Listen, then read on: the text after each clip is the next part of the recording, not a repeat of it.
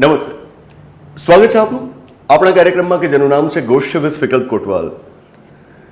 અત્યારે મને 2020ના વર્ષનો એક પ્રસંગ યાદ આવે છે, અમેરિકાનો.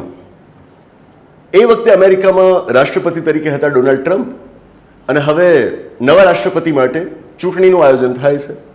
2021ના વર્ષમાં એમનો કાર્યકાળ પૂરો થતો હતો, એટલે હવે નવા રાષ્ટ્રપતિને ચૂંટવા માટે ચૂંટણીનું આયોજન થયું. ચૂંટણી થઈ પણ ગઈ અને પરિણામ પણ જાહેર થઈ ગયા.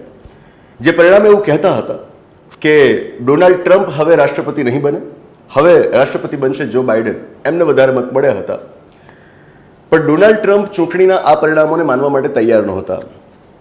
એમનો દાવો એ હતો કે આ તો ચૂંટણીમાં તમે ગેરરીતિ આચરી છે, ખોટું કર્યું છે. હું આ ચૂંટણીને સ્વીકારવા માટે તૈયાર નથી.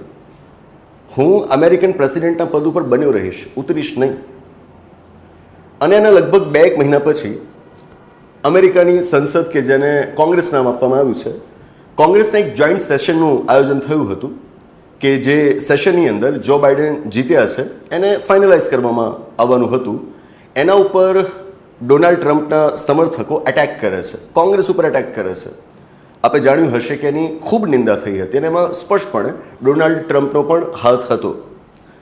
મતલબ કે અહીં આગળ સૂચવી રહ્યા છે કે ચૂંટણીના પરિણામો મને મંજૂર નથી, હું પદ ઉપરથી નહીં ઉતરું. જો કે પછી ફાઇનલી જ્યારે એમણે પદ ખાલી કરવાનું આવ્યું ત્યારે એમણે કરી પણ દીધું અને જો બાઇડન રાષ્ટ્રપતિ બની પણ ગયા. પણ આવું બનતું હોય છે કે ઘણા એવા હોય કે જે સ્વીકારવા જ તૈયાર ના હોય ચૂંટણીના પરિણામો. તમને સમજાઈ જ ગયું હશે કે આજે અત્યારે મને આ પ્રસંગ કેમ યાદ આવ્યો. આવો પ્રસંગ અત્યારે આપણા દેશમાં થઈ રહ્યો છે. હમણાં જે વિધાનસભાઓની ચૂંટણીઓના પરિણામ જાહેર થયા, એમાં એક વિધાનસભા વેસ્ટ બેંગોલ, પશ્ચિમ બંગાળની પણ છે. અને ત્યાં હજુ હમણાં સુધી જેમની સરકાર હતી, તૃણમૂલ કોંગ્રેસ, એના સુપ્રીમો મમતા બેનર્જી, કે જે ત્યાંના ચીફ મિનિસ્ટર હતા, એમની હાર થઈ છે, પક્ષની હાર થઈ છે. અને મમતા બેનર્જીજી અંગત રીતે પણ હાર્યા છે, એમની સીટ પણ ગઈ. હવે તેઓ કહી રહ્યા છે કે ચૂંટણીમાં ખૂબ ગેરરીતિઓ આચરવામાં આવી હતી. ભારતીય જનતા પાર્ટીએ આખી ચૂંટણીને હાઇજેક કરી લીધી હતી. સ્પેશિયલ ઇન્ટેન્સિવ રિવિઝન અને બીજા ઘણા બધા મુદ્દાઓ છે. ચૂંટણી દરમિયાન પણ જે હિંસા થઈ એના વિડીયોઝ પણ આપણે જોયા છે, સમાચારોને પણ આપણે વાંચ્યા છે. બધી વાત સાચી. પણ આ બધાના અંતે હવે મમતા બેનર્જી કહી શું રહ્યા છે કે મને ચૂંટણીના પરિણામો મંજૂર નથી, એટલા માટે હું મુખ્યમંત્રી પદ પરથી રાજીનામું નહીં આપું. બરાબર. હવે એમના સર્વાઈવલ માટેની બેટલ શરૂ થઈ ગઈ છે. બીબીસી એવું કહે છે, સમાચાર આપણે જાણ્યા જ હશે કે તેઓ રિઝાઇન કરવાની ના પાડી રહ્યા છે. શું આવું થઈ શકે? મતલબ થઈ રહ્યું છે ને, પણ શું થઈ રહ્યું છે યોગ્ય છે? મેં કહ્યું એમ સ્પેશિયલ ઇન્ટેન્સિવ રિવિઝનની કામગીરી હોય કે ચૂંટણી દરમિયાન જે હિંસા થઈ, ભારતના ચૂંટણી પંચની જે ભૂમિકા રહી, આ બધું જ વિવાદાસ્પદ છે, આપણે જાણીએ છીએ. પણ સાથે આપણે ન ભણવું જોઈએ કે આપણે એક વ્યવસ્થાને સ્વીકારી છે, સ્વીકાર્યા બાદ આપણે એને વળગી રહેવાનું હોય. પછીથી મામલો કોર્ટમાં જાય અને પછી જે થાય, હાલ જો આપણે આપણી વ્યવસ્થાને જાળવી રાખવી હોય તો જરૂરી છે કે મમતા બેનર્જી પોતાના પદ પરથી રાજીનામું આપી દે, સીએમની ખુરશી છોડી દે. પણ જેમ તેઓ કહી રહ્યા છે કે તેઓ રાજીનામું નહીં આપે, સવાલ છે કે કદાચ ને તેઓ રાજીનામું નથી આપતા તો પછી શું થાય? આપણે સંસદીય વ્યવસ્થા સ્વીકારેલી છે અને સંસદીય વ્યવસ્થાની ખાસિયત એ હોય કે એમાં કારોબારી અને ધારાકીય અંગ એમની વચ્ચે સંપૂર્ણપણે સત્તાનું વિભાજન ન થયેલું હોય. ન થયેલું હોય એટલા જ માટે કારોબારી એટલે કે સરકાર એ વિધાનસભા ઉપર નભતી હોય. મતલબ કે વિધાનસભાના અસ્તિત્વ ઉપર સરકારનું અસ્તિત્વ ટકેલું હોય. પહેલાં તો પેલો જવાબ આપવો બહુ સરળ છે કે ચૂંટણીમાં તમે હારી ગયા એટલે ખુરશી ખાલી કરી જ દેવાની હોય, પણ એક બિલકુલ લેમેન આન્સર કહેવાય. બરાબર. આને થોડુંક ટેકનિકલ પર્સપેક્ટિવથી આપણે સમજવું હોય તો આ રીતે સમજી શકાય કે ભારતમાં સંસદીય વ્યવસ્થા સ્વીકારાયેલી છે. સંસદીય વ્યવસ્થામાં કારોબારી અને ધારાકીય અંગ વચ્ચે સંપૂર્ણપણે સત્તાનું વિભાજન નથી થયેલું હોતું. કારોબારી એટલે કે સરકારનું અસ્તિત્વ એ વિધાનસભાના અસ્તિત્વ ઉપર આધાર રાખે છે. આ સરકાર જૂની વિધાનસભાથી બની હતી, જૂની વિધાનસભાના વિશ્વાસ પર એ ટકેલી હતી. હવે જ્યારે એ જૂની વિધાનસભાનું જ વિસર્જન થઈ જાય છે, જે વિધાનસભા ઉપર આ સરકાર ટકેલી હતી એ વિધાનસભાનું વિસર્જન થઈ ગયું, એ વિધાનસભા જ હવે નથી રહી, તો સરકાર કેવી રીતે રહી શકે? નવી ચૂંટાયેલી વિધાનસભા આવશે, એ મુતાબિક એક નવી સરકાર બને. વાત આશા રાખું કે આપ સમજી રહ્યા છો કે વિધાનસભા ઉપર નભતું હોય સરકારનું અસ્તિત્વ, તો જ્યારે હવે પેલી જૂની વિધાનસભાનું જ વિસર્જન થઈ જાય છે, એ વિધાનસભા જ નથી રહેતી, તો એના અસ્તિત્વ ઉપર ટકેલી સરકારનું અસ્તિત્વ કેવી રીતે રહે? એ સરકાર પણ જાય છે. એટલે અહીં આગળ એ વાતમાં કોઈ બેમત જ ન હોવું જોઈએ કે આમણે રાજીનામું આપવું જોઈએ કે ન આપવું જોઈએ. એમણે રાજીનામું આપી જ દેવાનું હોય. અને છતાં જો તેઓ રાજીનામું નથી આપતા તો શું? તો હું કહીશ કે આવા સમયે આપણા રાજ્યપાલની ભૂમિકા અગત્યની બની જાય છે. રાજ્યપાલની ભૂમિકા કેમ? રાજ્યપાલ પાસે અધિકાર છે. જો તેઓ ચાહે તો તેઓ મુખ્યમંત્રીને પદ પરથી હટાવી શકે.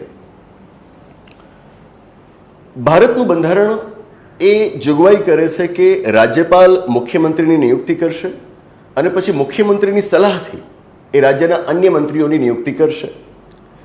અને આ બધા મંત્રીઓ એ રાજ્યપાલની મરજી હશે ત્યાં સુધી પોતાનો હોદ્દો ભોગવશે. શબ્દો બહુ અગત્યના છે. They shall hold their office during the pleasure of the governor of the state.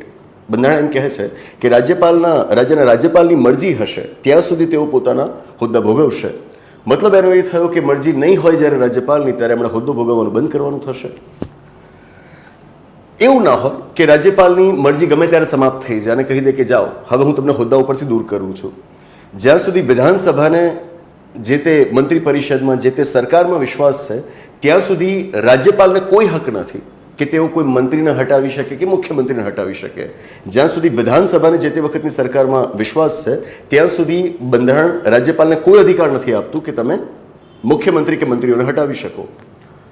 પણ જ્યારે વિધાનસભા જ નથી બચી, જે વિધાનસભાના વિશ્વાસ ઉપર આ સરકાર ટકેલી હતી, એ વિધાનસભા જ નથી બચી, એનો સીધો મતલબ એ થાય કે રાજ્યપાલે હવે પોતાના વિવેકનો ઉપયોગ કરવાનો હોય, સ્થિતિઓને ચકાસવાની હોય અને આના આધારે હવે એમણે પોતાની મરજીને પૂરી કરવાની હોય. મરજીને પૂરી કરીને મુખ્યમંત્રીને હોદ્દા ઉપરથી હટાવવાના હોય. ખાલી તમે મુખ્યમંત્રીને હટાવો એટલે આપોઆપ આખી સરકાર પડી ભાગે. કલેક્ટિવ રિસ્પોન્સિબિલિટીના પ્રિન્સિપલ ઉપર આપણે ચાલીએ છીએ.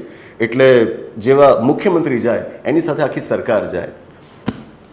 આશા રાખીએ કે આવી નોબત ન આવે, કારણ કે આવી નોબત આવે તો બહુ ખરાબ લાગે કે કોઈ મુખ્યમંત્રીને રાજ્યપાલે આ રીતે હટાવ્યા. એ બહુ કદરૂપું લાગે. એટલે વ્યવસ્થાને જાળવી રાખવા માટે અપેક્ષિત એ છે મમતા બેનર્જી, એમના ભલે રિઝર્વેશન્સ રહ્યા હોય, એમની ચિંતાઓ એ અસ્થાને તો નથી જ, એ આપણે માનીએ છીએ, પરંતુ એ હોદ્દા ઉપરથી રાજીનામું ન આપે અને પછી આવી તકલીફો સર્જાય એના કરતાં વધુ સારું એ રહેશે કે તેઓ જાતે જ હોદ્દો છોડી દે. એમને હોદ્દા ઉપરથી દૂર કરવાનો પ્રસંગ ન આવે, એ આપણા માટે વધુ યોગ્ય કહેવાશે. એક વખત જો આવું કંઈક થશે તો પછી એક સિલસિલો બનશે. ભવિષ્યમાં બને કે અન્ય રાજ્યોમાં પણ આ દોહરાવાય. અને એટલા માટે જરૂરી બની જાય છે કે વ્યવસ્થાને સન્માન આપીને, એની પ્રથાઓને સન્માન આપીને મમતા બેનર્જી હાલ પોતાના હોદ્દા ઉપરથી રાજીનામું આપી દે. અમુક મુદ્દાઓ એવા હોય કે જે સંપૂર્ણપણે રાજકીય જ જણાતા હોય, જેમ કે આ મુદ્દો ક્લિયરલી પોલિટિકલ ટોપિક જ લાગે, પણ આપણી પાસે કુનેહ હોવી જોઈએ, આપણી પાસે આવડત હોવી જોઈએ કે સંપૂર્ણપણે રાજનૈતિક લાગતા મુદ્દાઓની અંદર પણ આપણે કાનૂની મુદ્દાઓને શોધી લઈએ, બંધારણની વાતને શોધી લઈએ અને આપણે એના ઉપર ચર્ચા કરીએ. મમતા બેનર્જી નથી તમારા સગા, નથી મારા સગા. પોલિટિકલ પાર્ટીઝને જે કરવું હોય કરે, બરાબર. આપણે કોઈ વ્યક્તિ વિશેષને ન જોઈએ, કોઈ પાર્ટી વિશેષને ન જોઈએ, એની તરફદારી કે એના વિરુદ્ધવાળા મુદ્દાઓમાંથી ઊંચા આવીએ અને બંધારણની વાત કરીએ. બંધારણ સચવાઈ રહે, બંધારણ પ્રમાણે વ્યવસ્થા ચાલતી રહે, એ માટેની ગોષ્ઠીઓ આપણે કરીએ. અને એવી જ આ એક ગોષ્ઠી છે. That's it.